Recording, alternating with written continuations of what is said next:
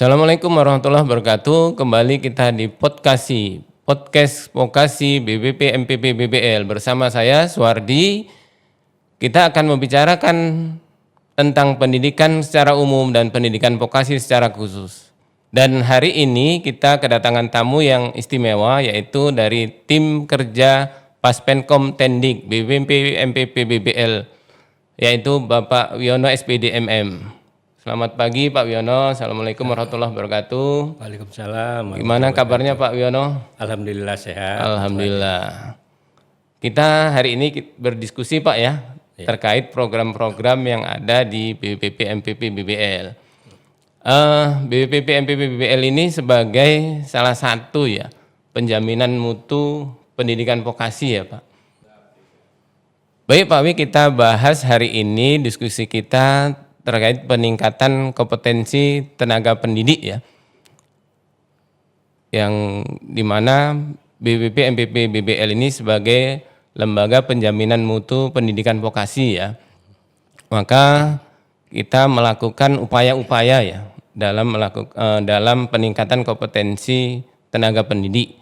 Dan alhamdulillah BPP MPP BBL ini bukan hanya tenaga pendidik yang ada di SMK ya Pak Wi ya, tapi tenaga pendidik juga yang ada di lembaga kursus dan pelatihan. Dan tahun ini kita sudah melakukan kegiatan pelatihan tersebut ya Pak Wi ya. Iya, benar sekali. Dan kita hari ini akan review ya Pak Wi ya kegiatan tersebut sehingga pemirsa itu tahu gimana sih ya kegiatan pelatihan yang menangani lembaga kursus dan pelatihan. Untuk itu kepada Pak Wi bisa dijelaskan kira-kira apa sih yang melatar belakangi ya sehingga ada pelatihan instruktur lembaga kursus dan pelatihan. Gimana Pak Wi? Ya, baik, terima kasih Pak Suwardi dan pemirsa semuanya. Pertama kami mengucapkan terima kasih atas kepercayaan podcastnya Vokasi BBPP MPP BBL ini telah mengundang kami dari tim kerja fasilitasi peningkatan kompetensi tenaga kependidikan, pendidikan khusus, pendidikan layanan khusus, dan lembaga kursus dan pelatihan untuk berdiskusi terkait pelaksanaan kegiatan instruktur kursus dan pelatihan. Kami sendiri di tim kerja Paspenkom Tendik, PKPLK dan LKP ada beberapa kegiatan yang kami lakukan sebenarnya selain pelatihan tenaga kependidikan yaitu kepala sekolah dan pengawas, juga terkait dengan LKP, lembaga kursus dan pelatihan, yaitu pengelola lembaga kursus dan instruktur kursus. Latar belakang yang kenapa kami melakukan kegiatan tersebut karena memang LKP itu bagian dari pendidikan vokasi itu sendiri, sehingga tidak mungkin kita tinggalkan LKP itu. Baik, terima kasih Pak Wi. Tadi kan ada nama tim kerjanya, mungkin perlu juga ya pemirsa ini, sahabat Banglis mengetahui nama tim kerjanya tadi karena ada pendidikan khusus dan pendidikan layanan khusus. Jadi lengkapnya itu gimana itu Pak Wi? Tim kerjanya, sehingga dengan tahu nama tim kerjanya ini kan sahabat Banglis akan memahami, oh rupanya ada ya tim kerja yang menangani di bagian ini gitu Pak. Tadi tadi Pak Wi. Ya, kalau kita itu kan namanya fasilitasi peningkatan kompetensi tenaga kependidikan. Terkait tenaga kependidikan ini ada kepala sekolah dan pengawas sekolah dan tenaga kependidikan lainnya lah, misalnya seperti laboran, teknisi dan lain-lainnya. Nah, kemudian karena ini vokasi ya, vokasi, maka di situ selain tenaga kependidikan untuk SMK juga ada tenaga kependidikan dan pendidik di lembaga kursus dan pelatihan. Karena terkait vokasi itu ada SMK dan LKP. Ya, jadi pengelola LKP terkait dengan tata kelola lembaganya dan instruktur kursus terkait tenaga pendidiknya yang harus memang kita tingkatkan kompetensinya begitu. Kemudian terkait dengan PK pendidikan khusus itu sebenarnya SLB sekolah luar biasa. Tetapi sampai saat ini kan kita belum melaksanakan kegiatan itu, belum adalah program untuk kegiatan SLB tersebut. Kemudian kalau terkait dengan pendidikan layanan khusus itu pendidikan misalnya berdampak bencana, kemudian daerah terpencil, itu bagian yang seharusnya kita juga lakukan. Tapi sampai saat ini kan belum ada program-program di kita ya. Nah mungkin ke depan itu akan kita lakukan. Dan itu sudah kita tanyakan ya ke Ditjen Vokasi.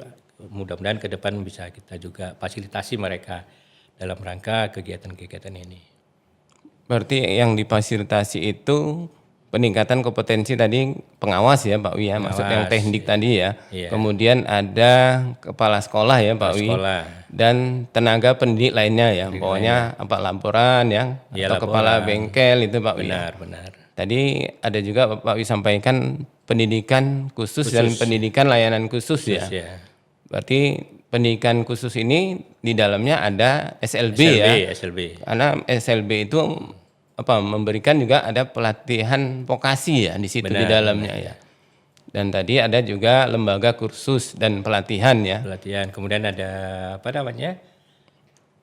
pendidikan layanan khusus ya dari terpencil, itu yang misalnya pendidikan anak-anak putus sekolah yang tidak bisa Diakses dari pendidikan secara formal ya. Nah sekarang ada lagi program yang namanya PJJ, pembelajaran jarak jauh. Itu untuk daerah-daerah terpencil, itu bagian dari pendidikan layanan khusus.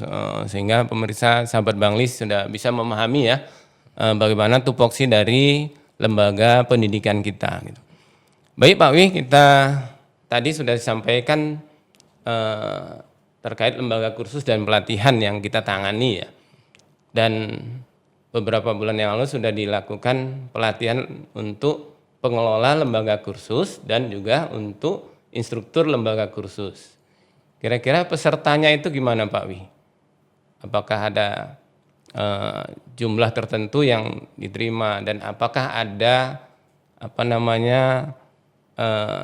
kompetensi-kompetensi tertentu yang ada di lembaga kursus itu, apakah ada batasan-batasan ya yang bisa dilakukan diklat peningkatan kompetensi lembaga kursus tersebut? Iya, benar sekali Pak Suhardi bahwa untuk pengelola kursus dan instruktur khusus itu pesertanya atau jumlah pesertanya sesuai dengan yang ditargetkan ya oleh kementerian kita. Untuk pengelola kursus itu ada 30 orang pesertanya, kemudian untuk instruktur kursus ada 46 peserta untuk 2 kelas ya, ada teknisi muda jaringan komputer dan kepala bengkel sepeda motor, teknik sepeda motor. Itu ada 2 jurusan, ada 2 program kalian. Yang awalnya sebenarnya ada 3, tapi karena kita dalam rangka program efisiensi sehingga ada pemotongan anggaran situ. Tetapi alhamdulillah target dari RKKL kita tidak meleset ya, dari jumlah yang ditargetkan semuanya terpenuhi dengan jumlah yang kita lakukan diklatnya. Berarti ada jumlah 46 ditambah 30 30 orang ya, sudah 76 orang yang sudah kita latih ya, sesuai dengan kemampuan anggaran kita tahun ini ya Pak. Iya, sesuai target kinerja yang ada di RKKL. Mudah-mudahan tahun depan bisa meningkat ya jumlahnya Pak Wi ya, sasarannya. Itu harapan kita. Iya. Kemudian nih Pak Wi, dalam kegiatan tersebut ya, selama mulai dari pendataan ya, kemudian ada pendaftaran ya, kemudian ada pemanggilan sampai pada proses diklat di sini gitu kan. Kira-kira di serangkaian kegiatan tersebut ya, mulai dari pendaftaran ya sampai di akhir ya, diklat itu kan ada dinamikanya gitu Pak. Dan mungkin tidak lancar saja gitu ya. Kira-kira apa sih tantangan dalam pengelolaan diklat tersebut Pak Wi? Ya, memang ada beberapa tantangan ya sebenarnya. Tantangannya itu bukan yang negatif, justru positif sebenarnya Pak Suhardi. Pertama, di pengelola itu jumlah yang mendaftar sangat banyak. Tetapi kemampuan kita Dari segi finansial kan tidak tentu terbatas ya, ada batasan-batasannya. Sehingga memang terkesan kita tidak ya kurang melayani lah anggapan mereka. Padahal memang kemampuan kita seperti itu gitu ya. Dan itu memang kita harus jelaskan ketika mereka japri dan segala macam gitu ya. Dan kita dalam rekrutmennya memang kita selektif sekali gitu. Selain ada pendaftaran, kemudian kita seleksi. Ya memang kita pilih yang diupayakan yang memang belum pernah diklat ya. belum pernah diklat. Luar biasa. Nah, kemudian kalau instruktur itu kendalanya memang kalau di teknisi muda jaringan komputer itu tidak ada kendala sebenarnya. Karena jumlah peserta yang mendaftar itu memang cukup banyak gitu. Dan lembaga kursus dan pelatihan untuk jurusan komputer itu kan banyak ya. Tapi di kepala bengkel sepeda motor itu memang agak sedikit kesulitan ya. Yang mendaftar ya biasanya itu saja. Tapi kita sudah selektif sih ya. Kita pilih yang memang diupayakan yang belum pernah gitu. Karena memang untuk program-program kalian teknologi rekayasa itu sangat sedikit sekali yang di wilayah kerja kita gitu. Berarti itu salah satu tantangannya ya, Pak Wi, keterbatasan kita ya. Iya, dalam merekrut calon peserta gitu. Kalau dari segi upaya-upaya untuk peningkatan kompetensi ya Pak Wi, salah satunya adalah pemahaman materi dan kemudian perubahan keterampilan yang dimiliki kan harapannya Pak Wi. Ada nggak jurus atau trik-trik ya dalam proses pelatihan itu dalam upaya peningkatan ya, meningkat keterampilannya juga meningkat pemahaman ya peserta diklat itu sesuai dengan yang diinginkan dari target awal ya, tujuan dari diklat tersebut. Kira-kira gimana Pak Wi? Ya kalau dari hasil evaluasi penyelenggaraan itu umumnya positif, mereka sangat puas dengan layanan kita, pelatihan kita, merasakan banyak perubahan ya yang mereka dapatkan. Karena memang dari awal kita sudah merencanakan bersama-sama dengan dari unsur lembaga kursus itu sendiri, kita lakukan rapat koordinasi ya, sehingga materi-materi apa sih yang mereka butuhkan gitu. Itu dari awal sebelum dilaksanakan diklat itu sudah kita lakukan gitu, sehingga kita melakukan pelatihan itu bukan dasar maunya kita, tapi maunya peserta itu seperti apa nantinya ketika dilakukan diklat. Dan alhamdulillah hasilnya mereka sangat puas gitu. Dan memang kita sepakati dengan para fasilitator lebih banyak praktik di dalam kegiatan diklat itu sendiri. Kemudian kalau untuk pengelola banyak simulasi, misalnya seperti banyak latihannya, ketimbang hanya teori-teori, paparan-paparan begitu saja. Baik, terima kasih, luar biasa Pak Wi. Berarti memang tadi sudah disampaikan ya bahwa pelatihan ini berbasis kebutuhan ya, dari lembaga kursus tersebut ya Pak Wi. Apa kebutuhan mereka, dan dalam rangka peningkatan itu juga kerjasama ada industrinya Pak Wi ya? Benar, ada kerjasama dengan industri ya, sehingga betul-betul pelatihan kita ini berbasis industri. Ya Pak Wi. Kita ada 4 hari itu memang benar-benar magang di industri gitu ya, atau kita undang praktisi industri ke tempat kita gitu. Baik, terima kasih Pak Wi, luar biasa. Sahabat Banglis, mungkin kita juga ingin tahu ya, setelah rangkaian kegiatan kemudian akhirnya selesailah kegiatan tersebut ya, dan dinyatakan peserta mungkin bisa komponen ya, walaupun belum sampai pada uji kompetensi Pak Wi ya. Harapannya ke depan bisa ada uji kompetensi ya. Namun setelah ada pelatihan tersebut, ada nggak kegiatan pasca diklat gitu? Kira-kira apa kegiatan pasca diklat bagi teman-teman LKP ini Pak Wi? Iya, biasanya kalau sebelum-sebelumnya kan kita ada, setelah diklat itu kita pantau ya melalui MONEP namanya, monitoring dan evaluasi dampak diklat. Tapi karena memang ada keterbatasan, kita merencanakan ada namanya Sapa Alumni gitu, untuk mempertanyakan apa sih yang sudah dilakukan setelah mengikuti diklat ini gitu. Tapi ini kan kita laksanakan tidak bisa seminggu, 2 minggu atau 1 bulan setelah diklat ya. Minimal itu 3 bulan setelah diklat. Sehingga kita tahu dampak apa yang sudah terjadi setelah melaksanakan diklat. Karena memang pada dasarnya kita melaksanakan diklat itu bukan selesai diklat ya selesai, tidak. Tapi ada tindak lanjutnya gitu. Apa yang mereka lakukan, apa kalau ada kendalanya kira-kira apa, kemudian kalau ada perubahan yang mana misalnya. Itu memang harus kita pantau paling tidak melalui sampah alumni nanti kita lakukannya. Untuk bertanya seperti apa yang mereka lakukan di lapangan pasca melakukan diklat ini. Luar biasa, berarti memang betul-betul kita memperhatikan ya Pak Wi. Sampai pasca diklat pun mereka kita lakukan kegiatan lagi ya dengan mudah-mudahan nanti dalam waktu tidak lama ya Pak Wi akan dilakukan sapa alumni ya. Iya. Menanyakan bagaimana kegiatan ya setelah diklat itu apakah memang itu bisa dilaksanakan di lapangan. Tapi ini bukan intervensi ya Pak Wi ya? Iya, bukan. Bukan ya? Ya. Karena memang kita tidak ingin melakukan pembiaran ya. Iya. Artinya kita memang benar-benar ingin mengukur dampak dari apa yang sudah kita lakukan. Dan itu bisa menjadi apa ya? Harapan dari kita penyelenggara ya Pak Wi ya. Benar. Berarti itulah harapan-harapan di antaranya. Atau ada harapan lain Pak Wi? Terkait diklat itu, apa sih harapan yang utama ya dari pelaksanaan diklat itu terhadap teman-teman kita yang sudah melakukan diklat bagi mereka di LKP itu?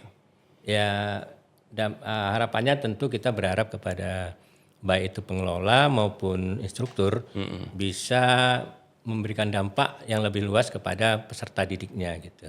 Karena pada intinya LKP ini kan dibentuk untuk membantu masyarakat yang membantu dunia pendidikan dalam kebekerjaan. Life skill itu life skill ya keterampilannya. Jadi mereka dengan kita lakukan peningkatan kompetensi, tata kelola semakin baik, kemudian kompetensi-kompetensi yang didapatkan oleh peserta didik itu semakin meningkat sehingga mereka bisa bekerja maupun bisa berwirausaha sesuai program pemerintah gitu ya.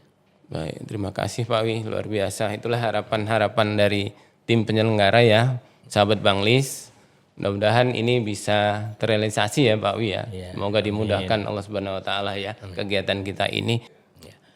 Baik, terima kasih Pak Suhardi. Kami dari tim kerja Paspenkom Tendik PKPLK setelah melakukan kegiatan-kegiatan peningkatan kompetensi baik itu pengelola LKP maupun instruktur kursus, lembaga kursus, maka kami menemukan beberapa hasil evaluasi ya terkait pertama jumlah peserta yang begitu banyak antusiasnya untuk ikut, tapi tidak bisa kita fasilitasi semuanya. Kita mencoba sebenarnya untuk melakukan sharing cost, sharing anggaran ya, misalnya dana transportasinya gitu. Tapi kemudian setelah kita lakukan beberapa exercise, rasanya kok nggak mungkin gitu dari kalau kita ambil dari lembaga khusus dan pelatihan karena memang secara khusus kan nggak ada anggaran mereka seperti di SMK itu ada anggaran BOS. Kalau di LKP kan nggak ada, semuanya mandiri. Sehingga untuk menarik jumlah peserta memang ya semuanya kita tanggung gitu. Nah kemudian memang ke depan harapannya satu hal yang tadi kita diskusikan kan belum ada uji kompetensi. Padahal uji kompetensi itu penting Pak Suhardi. Itu yang dibutuhkan gitu ya. Selain hanya sertifikat peningkatan kompetensi atau sertifikat diklat, sebenarnya yang paling dibutuhkan ya sertifikat uji kompetensi. Peserta didiknya diuji kompetensi, masa iya instrukturnya tidak gitu. Itu. Dan memang ke depan harapannya kita akan diskusikan dengan operator RKAKL ya, siapa tahu nanti bisa dianggarkan mereka untuk lebih besar lagi lah anggarannya, paling tidak ada anggaran uji kompetensi, kemudian jumlah jam pelajarannya itu tidak hanya 100 jam lagi, karena 100 jam itu dipotong lagi magang industri 4 hari kan tinggal 60 jam, itu tidak memungkinkan seperti masih kurang. Atau nanti kita buat skemanya seperti apa misalnya. Itu harapannya kita akan diskusi dengan tim RKKL supaya ke depan bisa dianggarkan lah yang lebih banyak lagi atau setidaknya ada perubahan-perubahan begitu. Baik, terima kasih Pak Wih penjelasannya. Berarti setelah dievaluasi itu ternyata dengan jumlah peserta pendaftar yang begitu banyak ya Pak Wi ya, ternyata tidak bisa Fasilitasi semua ya, Iya, dan hanya sebagian tadi ya yang bisa ini, dan benar. mudah-mudahan ke depannya ada perubahan lah ya, perubahan anggaran dan ada penambahan anggaran ya Pak Iya, Wi. iya, iya. Karena kalau hanya berharap sharing cost tadi tidak memungkinkan ya Pak Wi ya. Iya, sepertinya tidak mungkin. Karena ada juga kalau informasi dari teman-teman lembaga kursus ini bahkan ada mereka gratis ya Pak Wi ya. Gratis, Terus ada yang gratis gitu. Jadi untuk tidak memungkinkan mereka harus ikut pelatihan dan berbayar ya, gitu, Pak Wi ya. Baik Pak Wi, dan kira-kira dengan problem tadi lah ya, mungkin tadi ada skema ya, ada skema harapannya bukan hanya jumlahnya yang bertambah ya punya pesertanya, tapi juga yang bertambah apa namanya kualifikasi ya, apa namanya kompetensi ya, dengan apa uji kompetensi ya, dengan uji kompetensi sehingga harapannya ke depan peserta diklat itu yang dari lembaga kursus itu dapat sertifikat diklatnya bahwa dia sudah ikut diklat, kemudian dapat sertifikat kompetensi bahwa menyatakan dia sudah kompeten di bidangnya gitu Pak Win. Dan itu dari lembaga khusus ya yang menerbitkan sertifikat tersebut Pak Wi ya. LSP atau LSK ya. Oh, luar biasa sekali itu Pak Wi kalau sudah bisa memang sampai ke sana ya skemanya. Ya, karena kan memang kalau berdasarkan penilaian kinerja itu kan diminta selalu sertifikat uji kompetensi ya. Nanti di akreditasi juga pasti akan diminta itu gitu. Dan itu akan meningkatkan nilai dari lembaga kursus itu sendiri. Baik Pak Wi. Atau mungkin ada tambahan Pak Wi, kira-kira skema apa sih ya atau inovasi apa yang akan dibuat? Tadi kan sudah tahu ya. Inovasi apa sih nanti yang ke depannya gitu kan.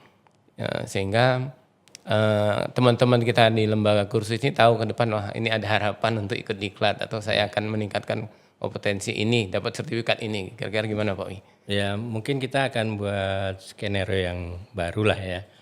Terkait tadi karena kebutuhan sertifikat uji kompetensi tadi untuk memastikan bahwa instruktur itu memang qualified lah dalam di bidangnya. Jika memang anggaran itu tidak berubah, mungkin skemanya yang berubah gitu. Kita cukup melakukan uji kompetensi, mungkin dilakukan beberapa hari atau beberapa JP untuk penguatan gitu. Penguatan karena mereka kan bukan instruktur yang baru, tapi memang mereka sudah punya dasar sebenarnya yang kuat sebenarnya. Tinggal mengulang lagi gitu, memperkuat ada penguatan, kemudian lakukan uji kompetensi. Dengan hari yang tidak terlalu panjang, tapi kompetensi yang didapatkan lebih tinggi gitu, dengan kemudian memastikan mereka memang bisa lulus uji kompetensi dan mendapatkan sertifikat uji kompetensi itu sendiri. Baik Pak Wi. Jadi sahabat Banglis, teman-teman lembaga kursus sudah semakin paham ya, ada harapan-harapan ya, ada skema baru, ada inovasi baru dari tim penyelenggara bahwa ke depan akan ada perubahan ya, ada mungkin skema bagaimana selain diklat juga ada namanya uji kompetensi ya, bukan melulu diklatnya saja. Luar biasa ini Pak Wi, mudah-mudahan bisa terwujud ya ke depan. Baik Pak Wi, ini masih ada ini beberapa pertanyaan ya. Kira-kira apa sih pesan-pesannya lah Pak Wi ya kepada insan pendidik di lembaga kursus ya. Dan ini perlu juga ya Pak Wi ada perubahan baru ya, perlu juga kita familiarkan ya istilah lembaga kursus ya. Ya ada Permendikdasmen ya. Tentang perubahan nama lembaga kursus dan pelatihan ya. Jadi teman-teman itu tidak lagi namanya lembaga kursus dan pelatihan tapi lembaga kursus ya. Benar. Jadi apalah kira-kira pesan-pesan Pak Wi ini terhadap teman-teman kita ini ya. Ya yang sudah ikut pelatihan juga yang belum ya. Gimana Pak Wi? Ya pesan-pesannya sih harapannya baik pengelola maupun instruktur ya, terutama pengelola itu lebih meningkatkan tata kelolanya sehingga LKP itu atau lembaga kursus itu memang benar-benar sesuai dengan harapan masyarakat ya dalam meningkatkan atau membantu masyarakat dalam dunia pendidikan dalam menghadapi namanya bekerja maupun berwirausaha, termasuk untuk instruktur ini benar-benarlah memang meningkatkan kompetensinya karena teknologi itu kan berkembang terus, pengetahuan berkembang terus gitu, sehingga pembelajaran itu tidak stagnan tetapi mengikuti perkembangan ilmu pengetahuan dan teknologi gitu. Termasuk kepada dinas pendidikan ya kabupaten kota itu kita harapkan, memang kita berharap ya kita bisa sama bersinergi melakukan pembinaan atau peningkatan kompetensi kepada lembaga kursus dan pelatihan ini gitu. Baik, luar biasa pencerahannya Pak Wi.